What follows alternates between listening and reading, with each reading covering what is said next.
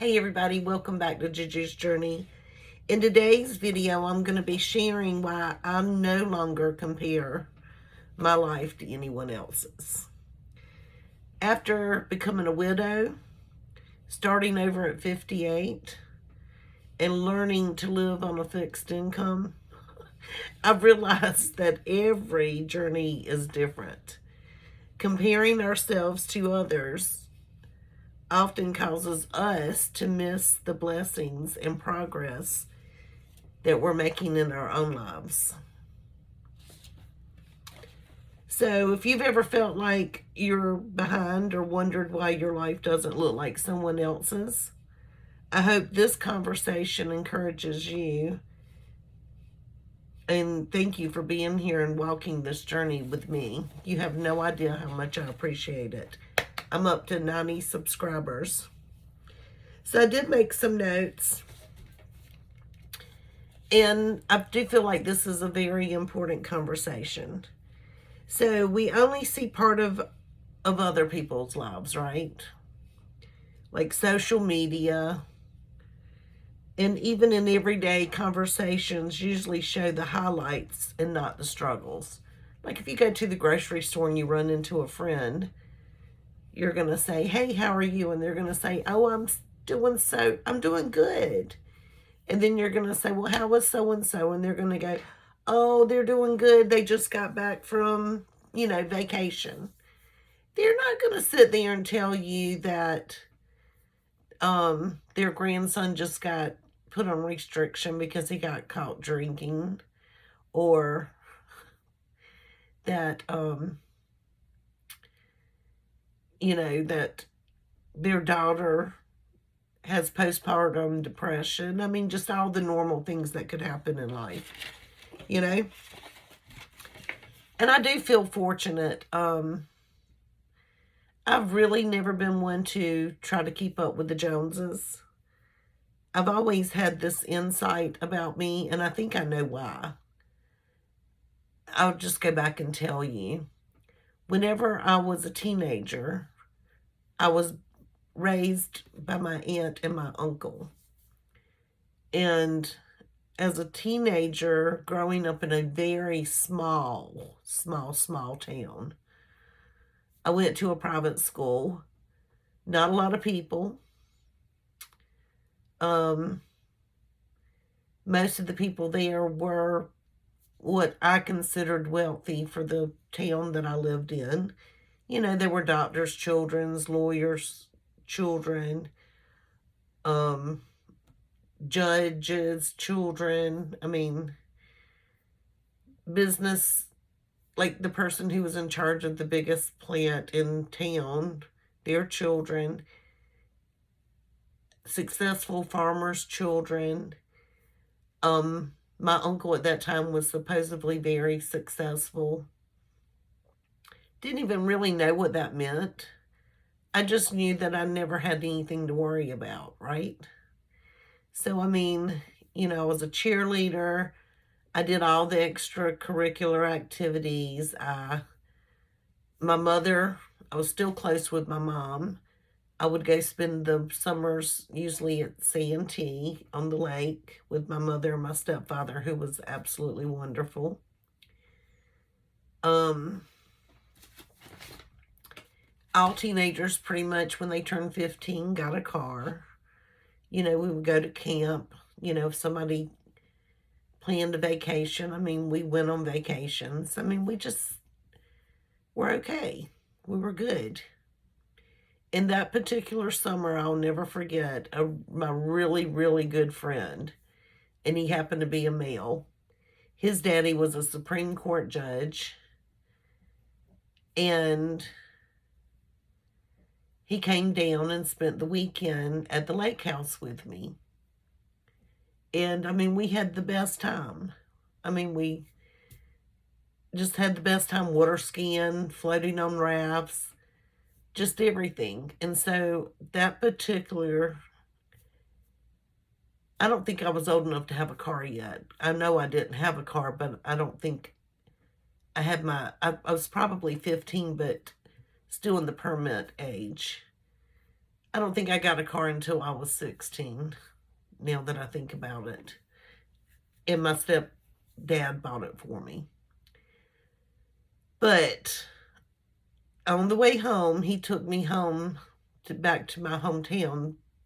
And on the way home, he told me, "Are you okay?" And I said, "I'm fine. Why?" He said, "Well, I'm shocked that you're not more upset than you are." And I said, "Why would I be upset?" And he said, "Because your family lost all their money." And I said, "What are you talking about? I think if they lost all their money, I would know it." And he said, "Oh, well, he said, "Well, I think they lost everything. I think your family's like doesn't have any money." And he was not being mean. But I'm like, I promise you, if that were the case, I would be the first to know. So I remember getting out his car with my big, gigantic suitcase, and I walked into my house, and my aunt, who was like my mom, was like, "Hey." And I said, "So-and-so just said we were broke." And she said, "We are." And I said, "What?" She said, "Yeah, we've lost everything. They even came and got the car this morning or something." And I dropped my suitcase and I went running into my bedroom, just crying my eyes out. I was devastated. And what happened was, it had to have been in the 80s, because I graduated from high school in 86. Anyway, the stock market crashed, and my uncle's brother-in-law was, what do you call the stock? Like, he could do stocks. A broker. And he came out of his office. They were partners together in business. And he said, "I just lost every penny we have." And he's like, "What?" And he said, "I just lost every penny we had." And he went home, packed his stuff up, and left. My uncle's sister, like, left her. Which I don't blame him. She was kind of hard to deal with anyway. She always thought, And so, yeah, they had to file bankruptcy. And I guess there's several kinds to file. And apparently, my uncle filed the kind that you pay your debtors. They put all the debt together and you pay it back over a certain amount of time. Because he had to restart a business. And he did, and he was very successful, and people still respected him. And yes, we did lose the car. We didn't lose the house. The business was gone. And I mean, times it was tough. Like, I even got a scholarship to go to private school. And I thought my life was going to be over, because I didn't think my friends that I was close to were going to like me anymore, because I didn't have money like them. And none of that changed. I was still exactly who I was. I hung out. I mean, I'm sure people talked behind my back. I mean, that was just normal. But no, everything was normal. All of my friends were still my friends. It toughened my skin. Gave me a reality check. So I got a big reality check whenever I was a snobby little teenager. And I'm sure what I considered money is a drop in a bucket to what wealthy people really have. I mean, I was a teenager. I'm sure what I thought was wealthy was, I mean, we could have never gone and rented a yacht and gone anywhere, When we traveled, we didn't take private airplanes anywhere. We just could go on vacation, So that was my teenage version of losing everything. And then from that moment on, I never really cared about keeping up with the Joneses. And my husband had 2 children from a previous marriage. And so we always had to kind of live on a budget, and we never ever did credit cards or anything like that. And I never had the greatest of cars. But my children went to private preschool and then went to a good public school. And they were able to do everything within reason. But we didn't go on vacations as a whole family. I would take the kids here and there, but my husband usually stayed and worked to pay for those things. But we didn't really miss out on anything. But I've never really compared my life with anyone else's. Yes, I lived in a nice neighborhood. I have a decent house. And when I say decent, yes, it's square footage wise, it's a good size home, 3,000 square feet. But I've never done any upgrades to it. So it has some outdated aspects. The only thing I've ever done is paint the walls and pull up carpet, because I haven't really been able to afford to renovate. So I've never been one to keep up with the Joneses, but I had I had a friend who I spent a lot of time with, and she was going through a divorce and she became a bank teller. And she never did give out secrets. I mean, she was very good at that. Like, she never told names or anything like that. But she did tell me that some of the people that you would think, these were the people that would move into town. They weren't born and raised here, and then they would come in, get a house in the country club, and their kids, they just had that air, probably the same air that my family could have had. But she said they were living on the edge. Like, you would think that they would have stability. And she said no stability at all. Like, literally living on the edge. She never told me names. She just said some of the people that you would think, the ones that have like all the fancy cars, their children are driving fancy cars, they live in the nicest little homes, would shock you if you knew what was going on. She said something about kiting checks and just living basically on the edge. And so that's what I'm trying to say. You never compare yourself, because you're not inside that family. You don't know what they're doing to keep up appearances. And I've never cared. I've never asked for a new car. I have gotten 2 new cars. That's it for me in my whole entire life. But I'll drive my car for 20 years as long as it's reliable. I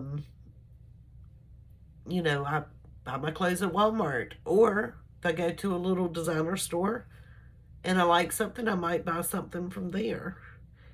I've never been one, like that reality check in high school, I think set me up good for the rest of my life. I think that was probably the best lesson that I ever had, to be quite honest. I should be doing this. Hold on. Let's see if this helps. I've got a ring light. Let's see. Is that better? Hold on. Let me see if I can make it even better. How's that? Do I look better? So, but basically, it's your journey, your life, your journey. And don't give people facts about your life. My husband would always say to me, and I never understood, I mean, I did understand, but he said, always be broke. Not really, but don't ever tell your business. You can't, oh man, I can't afford that. How are you doing that? Don't ever tell people your business, even though I'm here telling you all of my business. But I've always told all of my business. But no, I would say I don't have to fake. I mean, we are whatever, but it was funny. Um, but anyway, we don't see what's going on the inside. Um, but like my journey right now is different than your journey. So don't compare your life to mine and mine to yours, because now I'm a widow. And of course, I look at people my age and think, yeah, you know, I'm supposed to be still married, and my husband's supposed to be here and watch his little grandbabies grow up a little bit, you know. And but I can't look at other people and be envious or compare. That's my journey now, you know. I can't look at people that are doing really, really good, and then here I am at 58 years old, starting all over from scratch, trying to build a whole new future at 58, a whole new life, you know. My life is not the same as it was a year and a half ago, so I'm trying to build something new. So don't compare your life to mine, because your journey's different than mine. Um, you know, you might be rebuilding your finances, or you may have already gotten it all figured out. Thank God my husband and I had a little bit figured out. I'm going to be fine financially. I'm not working, and I still get enough money each month to live on. And hopefully that will sustain me for the rest of my life if I choose not to get a job, you know, and try to make more money. So that's good. But I mean, you know, I am working on my eBay business. It's still making some sales, and I did increase, I did list a few things last week. That's a good thing. But my path and your path are two different things. You may be waking up in the morning gun ho, let's get this day started. And you may be way more successful at getting your business going than I am, or vice versa. But don't compare. Do you, and do what makes you happy, you know? Because it's your life, you know? Don't. Um, like, we need to celebrate our victories every day. Every day, celebrate your victories. Yesterday I made a plan and I did it. That's a victory. I didn't talk myself out of it. I do that quite often. I don't know if you know that about me. But I'll make a plan to get dressed and go do something even a little bit out of my comfort zone, and I'll talk myself out of it. And I used to not be like that. This is only since my husband died. So I'm taking everything that I do as a victory. You get what I'm saying? Like even posting these videos, that's a victory to me. Like a major victory. Let me see what else I thought about. And then, you know, I've been having a lot of dreams lately, and they're about my husband, and it's always about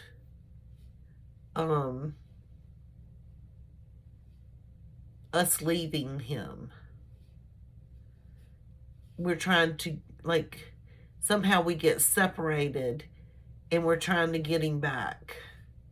And we can see him, but we can't get him, we can't get to him. That's been for 2 weeks now. Just the craziest. Every dream's different, and they're crazy. And then I'm like, you know, like, why can't you get to us? Why can't you be here? You know, either it's like a phone conversation I'm having. Like, we can't get to each other, but I might be talking to him on the phone, and I'm like, but why can't you just come? Like, you're supposed to be home.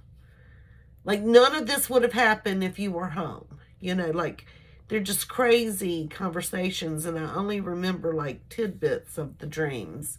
But those have been my dreams for the past couple of weeks. It's just crazy. So those would be difficult days when I wake up. But I have to get up and go, so I call those winning days. My success is going to look different from your success. You know, one person's success might be a big paycheck, but for someone else, it might be living within their means. And right now, that's my success, is living within my means.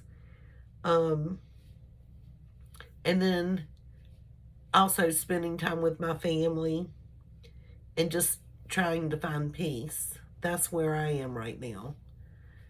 I kind of wish I would be getting a paycheck.